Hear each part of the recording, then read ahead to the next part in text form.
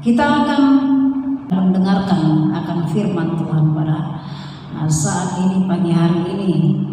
Firman Tuhan yang kita bacakan dari Lukas 1 ayat 26 sampai 38 dengan tema Maria hamba yang taat. Siapa Maria? Maria yang kita kenal yaitu Maria yang melahirkan seorang Mesias, Yesus Kristus juru selamat kita. Dia seorang perawan yang mendapatkan mandat daripada Allah kita melalui seorang malaikat, disampaikan melalui seorang malaikat Gabriel. Dikatakan di dalam firman Tuhan Lukas 1 ayat 26, pada bulan ke-6 saat itu datanglah malaikat Gabriel menemui seorang wanita bernama Maria dari Nazaret di daerah Galilea. Ya, dia adalah tunangan Yusuf.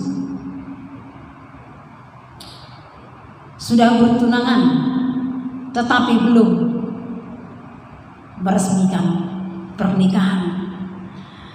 Lalu malaikat itu mengatakan kepada Maria, salam bagimu. Ya. Maria merasa penuh dengan tanda tanya hatinya. Ya, kalau bisa kita katakan seperti merinding menerima salam dari malaikat yang menjadi suruhan Allah ya pada bulan ke-6 saat itu. Saudara terkasih dalam nama Tuhan Yesus, jemaat Tuhan, Maria adalah satu tokoh yang digambarkan memiliki hati hamba dan hati hamba yang taat. Di dalam Lukas 1 ayat 38, di sana Maria mengatakan kepada malaikat, mengatakan demikian.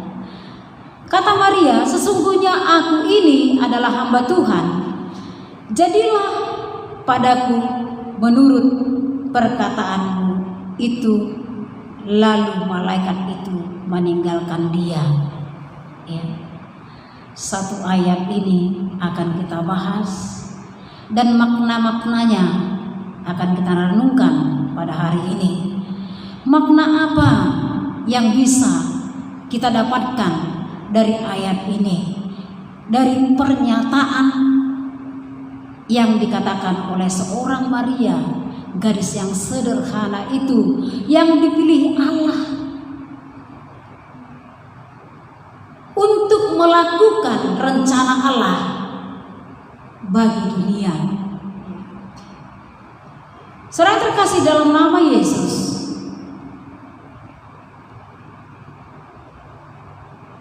Maria disebut sebagai teladan. Maria sebagai teladan dalam sifat, sikap atau kepribadian. Jadi di dalam kepribadian seseorang, saya ulangi, teladan dalam sifat, sikap atau kepribadian yang menjadi patokan untuk ditiru dan sebagai satu standar hidup yang memiliki nilai sangat baik. Jadi di sini dikatakan ada kepribadian. Di dalam kepribadian seseorang, ya, di sana bisa terlihat sifatnya, sikap tingkah lakunya, emosinya, cara berpikirnya. Jadi kita bisa melihat gambaran dari kepribadian tersebut. Kita bisa melihat, oh, orangnya seperti ini, seperti itu ya. Nah, di sini barusan saya katakan bahwa kepribadian daripada Maria ini ya, menjadi satu patokan yang dapat ditiru untuk sebagai satu standar hidup untuk memiliki nilai yang sangat baik ya. Standar hidup menurut Allah. Kenapa harus dikatakan menurut Allah dan perlu digarisbawahi adalah karena orang-orang memiliki pandangan sendiri tentang standar hidup. Dunia ini memiliki pandangan sendiri tentang standar hidup. Tetapi kita anak-anak Tuhan harus memiliki standar hidup yang berkenaan kepada Tuhan. Nah, mengapa Maria kita ambil sebagai satu ukuran yang harus ditiru pada saat ini? Karena Alkitab menceritakan dia pantas menjadi seorang teladan. Dia pantas ditiru oleh semua orang percaya untuk mengikuti jejak kepribadiannya. Ya, walaupun kita tidak dipakai Tuhan seperti Maria di dalam hal mendatangkan juru selamat, tetapi saya percaya kita akan dipakai Tuhan dalam hal-hal lain untuk kedamaian dan dunia ini, untuk kemuliaan nama Tuhan, untuk kedamaian dan kemuliaan Tuhan, seperti itu. Nilai adalah suatu hasil evaluasi terhadap satu objek yang dapat memberikan gambaran tinggi rendahnya kualitas baik kepribadian, maksudnya kita khusus untuk membicarakan kepada seseorang ya, bukan objek yang lain, tapi seorang manusia dengan segala eksistensinya. Nilai, biasanya kalau kita pergi sekolah, kita belajar per satu semester kita akan diuji apakah pelajaran yang telah diajarkan oleh guru-guru pengajar bisa kita tangkap dengan baik. Lalu diadakan evaluasi, bisakah anak-anak ini ya menerima semua pelajaran serta melakukannya. Jadi nanti diadakan penilaian secara kognitif, maksudnya kecerdasan pikirannya, secara afektif dan lain sebagainya ya, apakah dia bisa melakukan apa yang dipelajarinya, seperti itu. Dan itu akan diselenggarakan, bahkan ini diselenggarakan oleh pemerintah. Itu tandanya itu sangat penting. Jadi nilai itu sangat penting ya, bagi dunia ini, bagi kita juga sangat penting. Jadi saudara terkasih dalam Nabi Yesus ya, nilai itu akan menunjukkan ya, kalau di sekolah menunjukkan seberapa kemampuan dari anak tersebut. Apakah dia bisa mendapatkan nilai 100? Apakah dia hanya bisa mendapatkan nilai 50? Untuk dibuat satu kesimpulan apa yang akan dilakukan kepada anak tersebut. Apakah dia akan dinaikkan kelas atau tidak dinaikkan kelas suatu saat, seperti itu. Jadi di dalam penilaian di sekolah, yang dinilai bukanlah hanya kecerdasan menangkapnya, tetapi apakah dia bisa mencerna, memahami dan bisa melakukannya, seperti itu. Jadi jika anak-anak dilihat gurunya di sekolah itu semakin hari semakin memiliki seorang kepribadian yang bagus, ya, seorang guru akan merasa berhasil, ya, berhasil telah mendidik anak tersebut karena dia sudah memiliki kualitas yang baik. Saudara yang terkasih di dalam Tuhan, di sini kita berbicara tentang beberapa hal yang perlu kita pelajari. Yang penting kita pelajari dari Maria adalah kehidupan kerohaniannya, yaitu imannya dan ketaatannya yang berdampak bagi kehidupan manusia, terutama terhadap orang-orang yang percaya.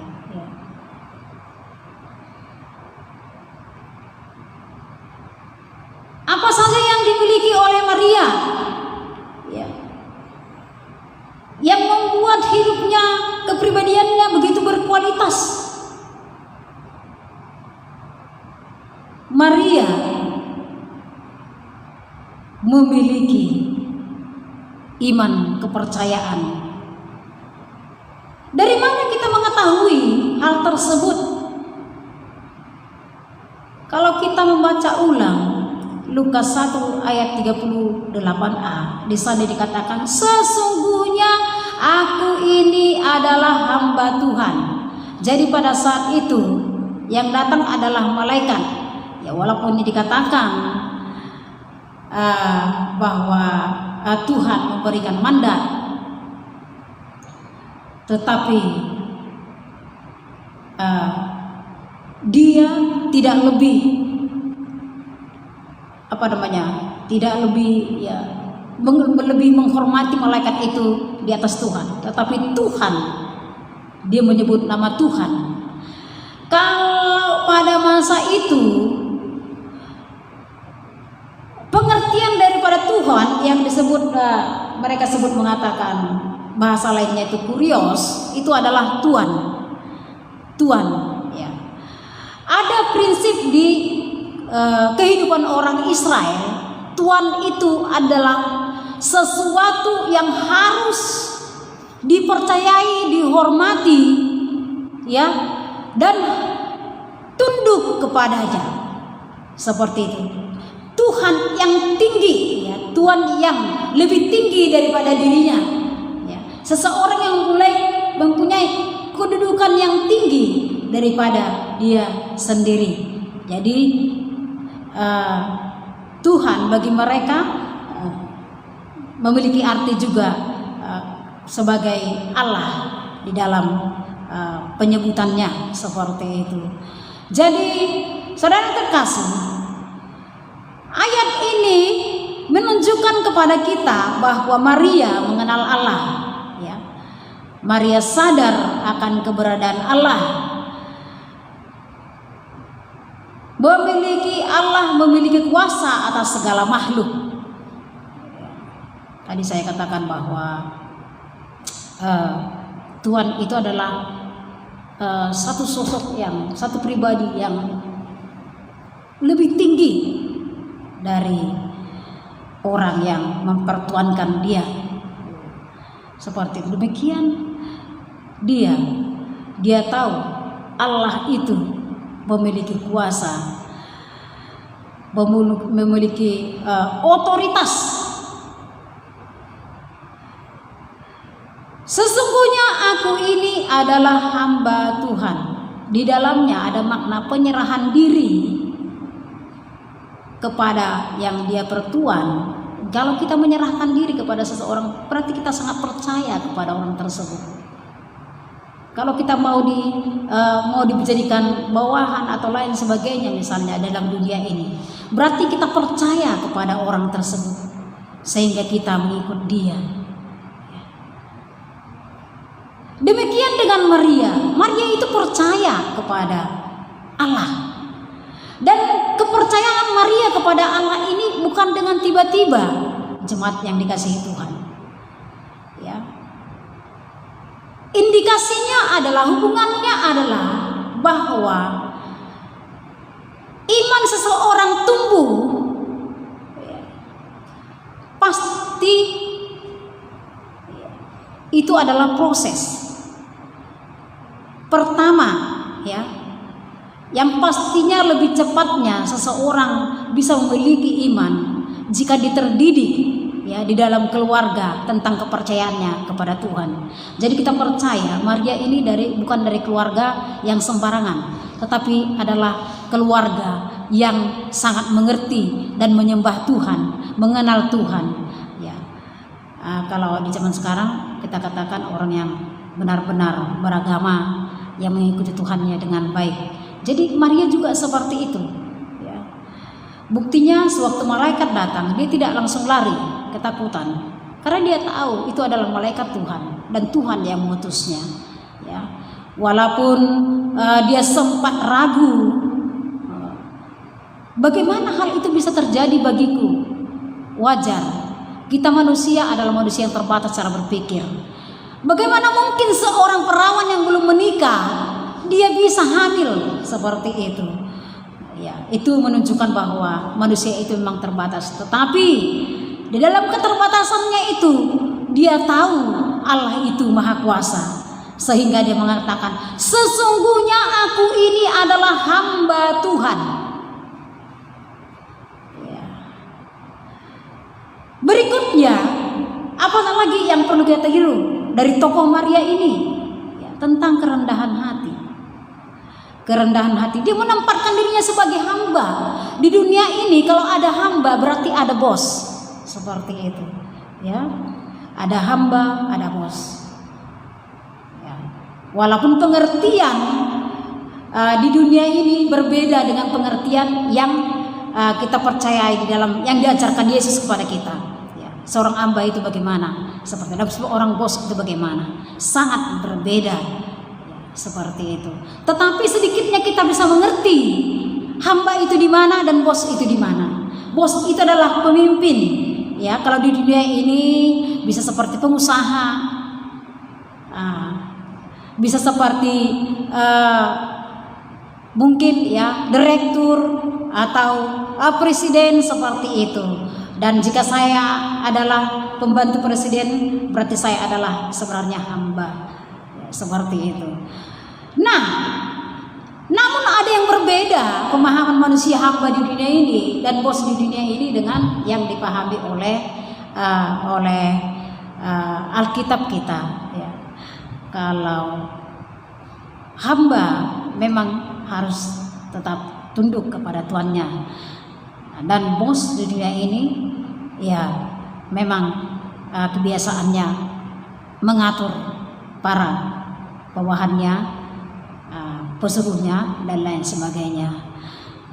Tetapi nanti kita akan pelajari bagaimana hati hamba yang Tuhan kehendaki untuk kita lakukan. Nah, di sini Maria memiliki hati yang rendah hati. Maria rendah hati dengan mengatakan dirinya hamba. Hal itu menunjukkan Maria sangat menghormati Tuhan, sangat menghormati Allah. Maria mengerti, memposisikan dirinya di hadapan Tuhan, bahwa Tuhan itu adalah Allah yang maha tinggi.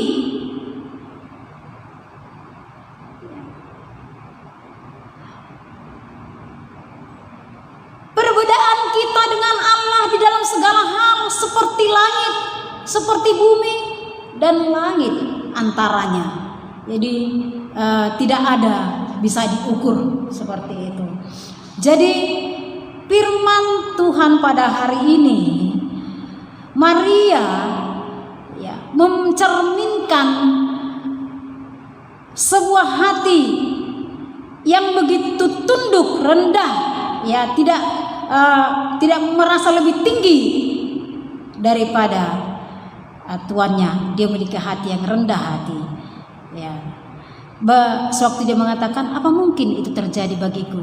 Itu seperti sesuatu bagaimana? Sama kita bertanya, bagaimana harus terjadi? Ya, seperti dia belajar seperti itu. Itu juga mencerminkan satu kerendahan hati. Kalau kita baca ayat 21, 26, 27 dan 28, di sana kita bisa melihat bagaimana hal itu bisa terjadi bagiku. Ya. walaupun di dalamnya ada timbul keraguan sedikit, tetapi bahasanya adalah bahasa yang ingin mendapatkan pencerahan seperti itu. Jadi karena dia bertanya seperti itu dan mengatakan seperti itu, lalu malaikat mengatakan bahwa Roh Kudus akan memberikan dia hak itu untuk dia bisa mengandung. Dikatakan malaikat Gabriel, engkau akan mengandung dari Roh Kudus. Itu yang kedua. Tadi yang pertama dia beriman, yang kedua dia rendah hati. Lalu bagaimana dengan yang ketiga? Yang ketiga adalah Maria memiliki kerelaan hati. Di sana dikatakan, jadilah padaku menurut perkataan itu. Kerelaan hati. Memang di dalam Alkitab ada beberapa tokoh wanita yang bisa menggambarkan hal yang seperti ini. Pernah kita mendengar kisah tentang Rifka juga, di mana Abraham mengirim hambanya, lalu Rifka bertemu dengan hamba Abraham di tempat pengambilan air, sumur pengambilan air. Lalu hamba Abraham itu berkata, berikanlah saya air. Lalu Ribka mengambil air itu dengan rela, tidak terpaksa memberikan kepadanya, dan memberikan kepada semua hewan-hewan yang dibawa, yang dibawa oleh hamba Abraham tersebut. Dari situ kita melihat bahwa ada kerelaan, tidak terpaksa untuk melakukannya. Tidak ada makna dari perkataannya yang seperti terpaksa untuk melakukan hal itu, seperti itu. Jadi tadi saya katakan Ribka, walaupun hambanya Abraham hanya meminta untuk dia, tetapi Ribka tidak melakukan hanya untuk dia, tetapi semua yang ada di sana diberikannya minum, seperti itu. Jadi dia juga seorang tokoh yang sangat luar biasa, memiliki kerelaan hati.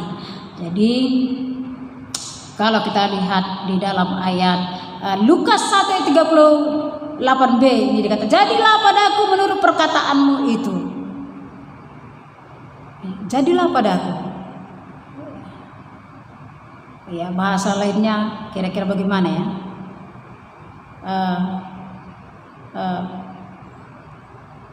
Bahasa sehari-harinya, aku patuh saja apa yang kau katakan. Seperti itu kira-kira. Jadi hidup sebagai hamba yang sejati adalah hamba yang bukan sekedar memiliki pengakuan saja, tapi penuh dengan pengorbanan, dengan pengorbanan, seperti itu. Jadi saudara terkasih dalam nama Yesus, Maria menunjukkan kepada kita bahwa sebagai hamba harus memiliki kerelaan hati. Dan berikutnya adalah bahwa Maria sadar tentang tanggung jawab dan pengabdian, bahwa sebagai hamba harus taat, tunduk, setia untuk melayani Tuhan. Jadi saudara terkasih dalam nama Yesus, tanggung jawab itu adalah sesuatu yang harus dilakukan. Pengabdian adalah sesuatu yang kita lakukan dengan tunduk, dengan rendah hati. Pengabdian juga dikatakan sama dengan melayani, seperti itu. Jadi di dalam firman Tuhan hari ini ada 4 hal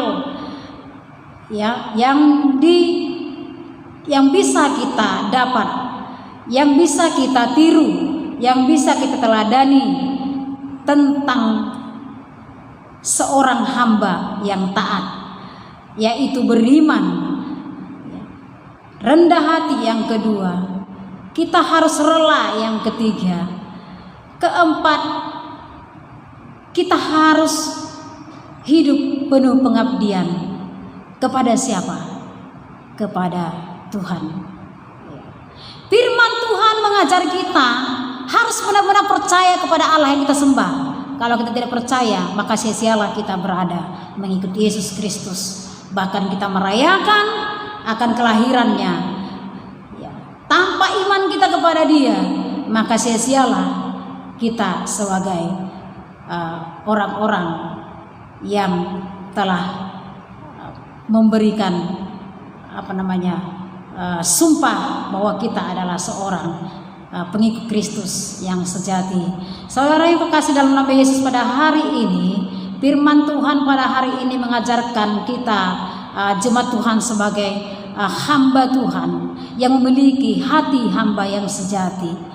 Ya, kalau kita melihat apa yang dilakukan oleh Maria ini, apakah kita sudah melakukannya, sudah ada di dalam kehidupan kita hati yang seperti ini sebagai anak-anak Tuhan? Kita di sini semuanya orang-orang percaya adalah hamba, bukan pendeta saja yang menjadi hamba, bukan semua pengerja-pengerja di dalam gereja hamba, semua jemaat hamba, bahkan anak-anak Tuhan juga mereka adalah hamba.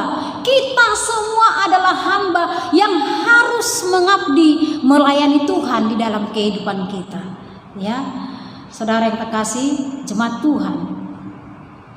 Ya, bukan kita harus menyampaikan firman Tuhan ini baru dikatakan hamba Tuhan.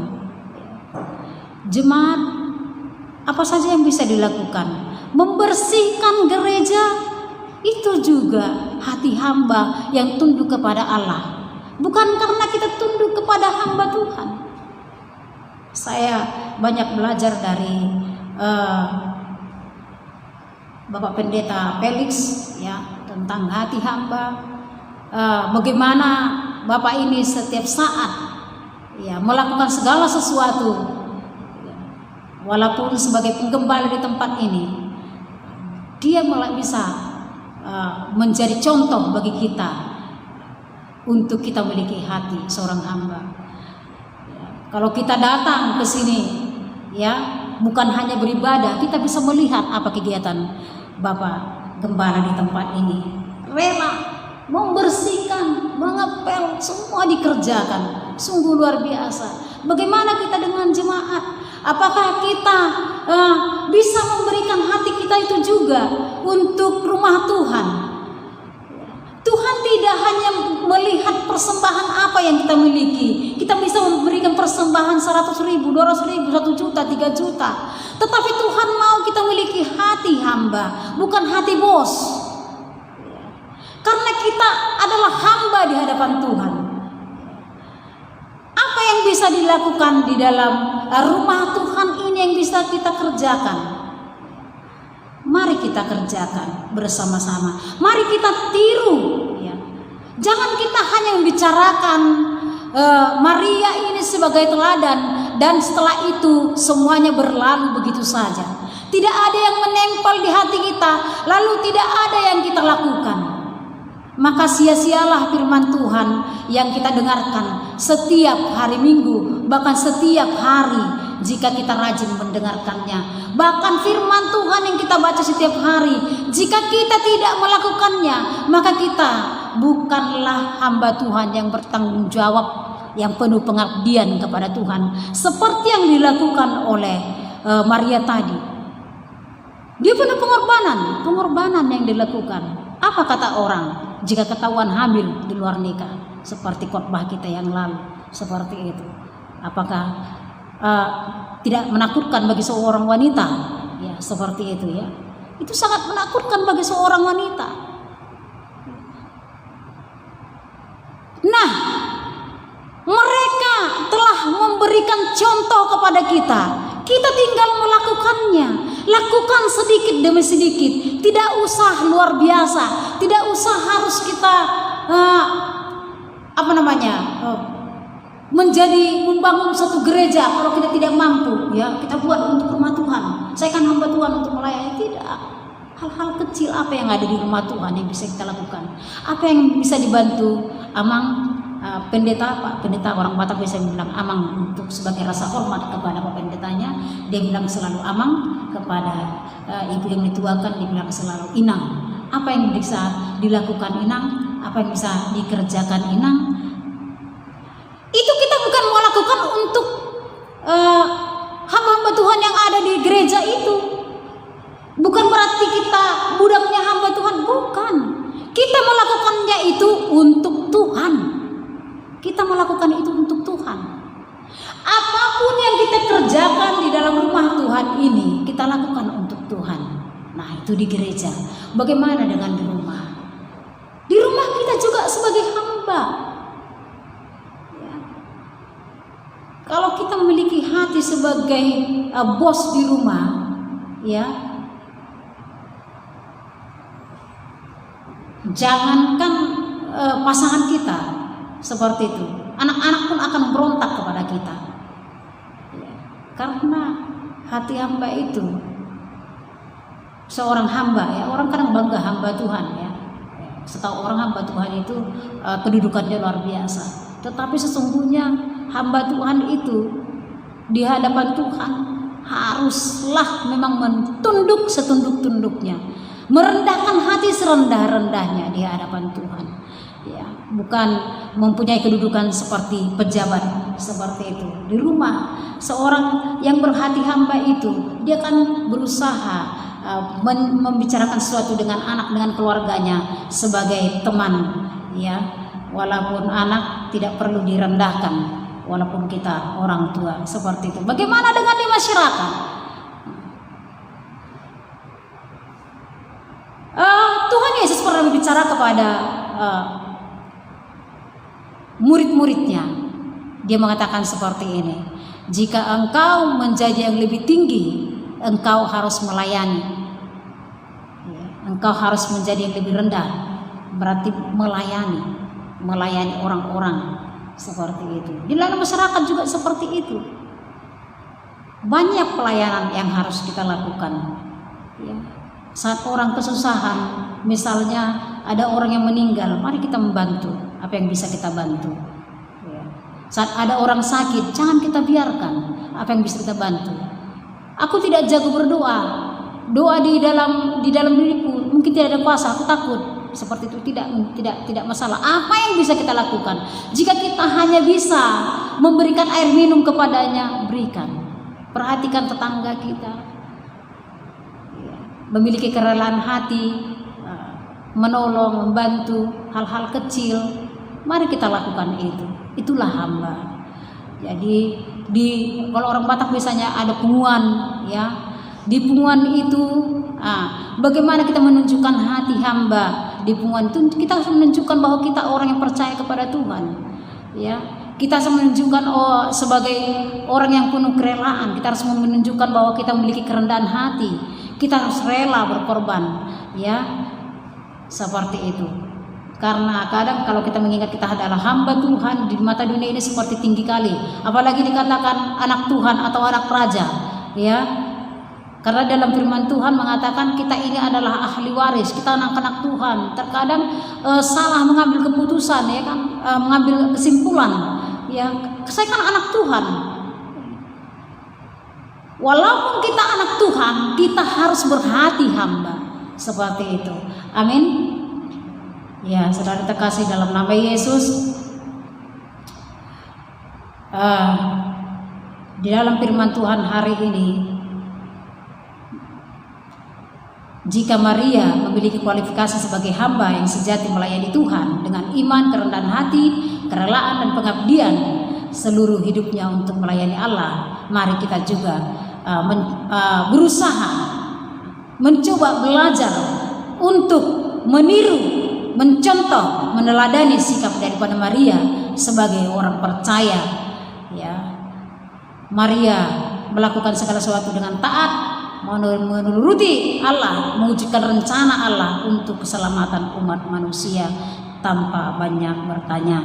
Jadi mari jangan banyak bertanya apapun yang kita lakukan di dunia ini untuk melayani Tuhan di dalam kehidupan kita, di dalam gereja sebagai orang percaya, di dalam rumah sebagai anggota keluarga, di dalam keluarga besar. Ya, keluarga besar, biasanya kita punya keluarga besar.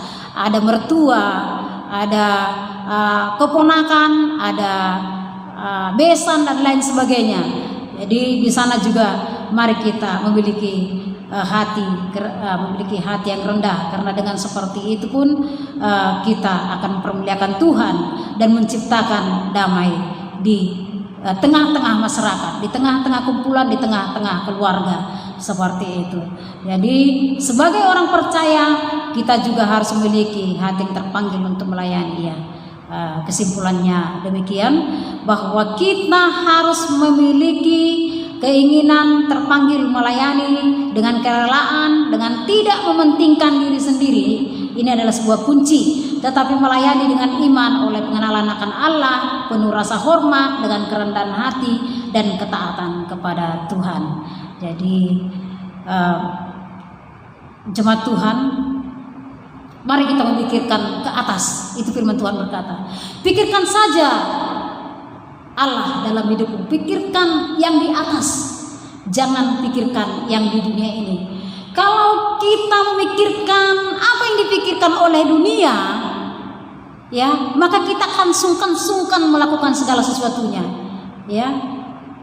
Kita akan sungkan melakukan apapun itu, penuh dengan pertimbangan. Tetapi kalau kita memikirkan yang di atas, memikirkan Allah, maka kita akan mengerjakan segala sesuatu dengan tulus, ya.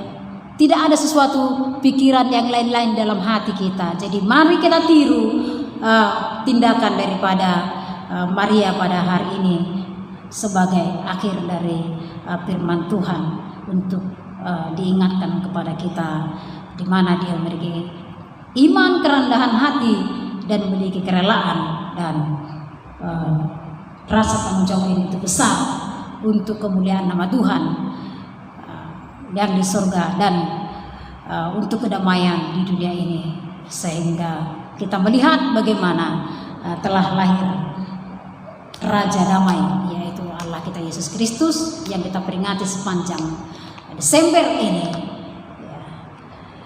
Demikian firman Tuhan.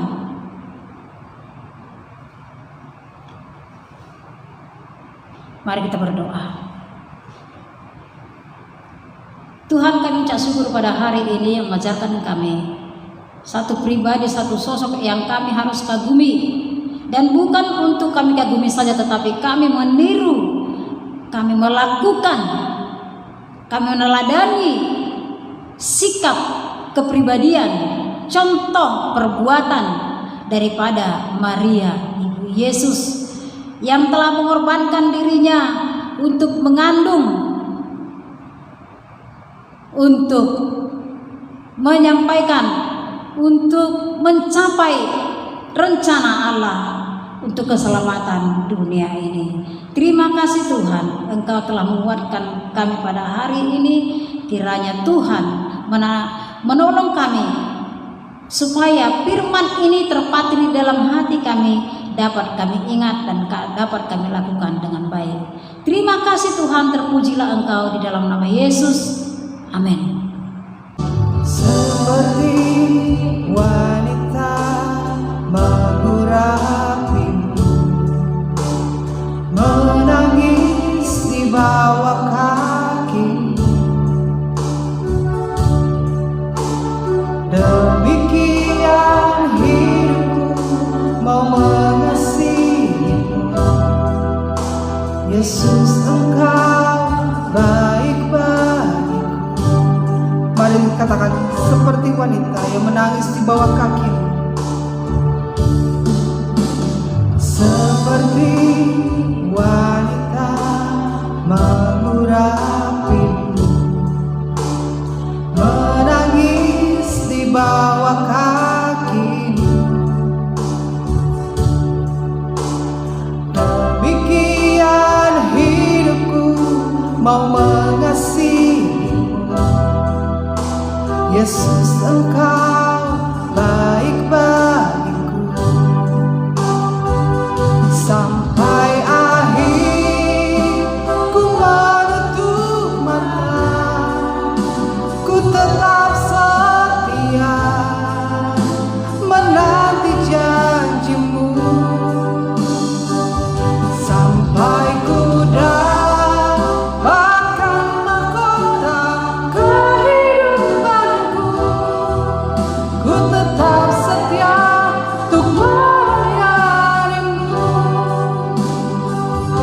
Benar ya Tuhan, sampai akhir hidup kami ya Bapa, kami mau terus Tuhan tetap setia melayani Engkau Tuhan. Terima kasih ya Bapa, terima kasih ya Tuhan. Terima kasih Tuhan, sebentar kami akan berpisah dari tempat ini, kembali ke tempat kami masing-masing, melanjutkan aktivitas kami. Tolong kami, lindungi kami, sehingga apa yang kami kerjakan, kami boleh lakukan itu sebagai bukti kami adalah hamba Tuhan. Kami melakukan itu untuk kemuliaan Tuhan.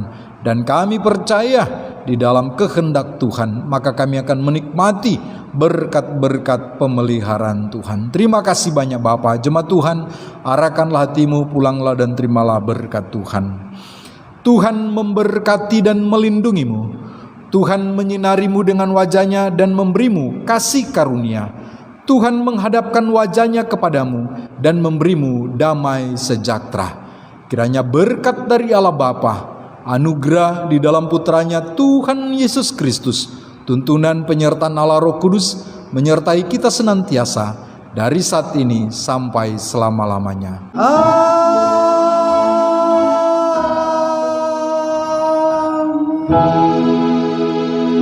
Ibadah kita telah selesai. Saya ucapkan selamat hari Minggu. Tuhan Yesus menyertai. Sampai bertemu di waktu yang akan datang. Shalom.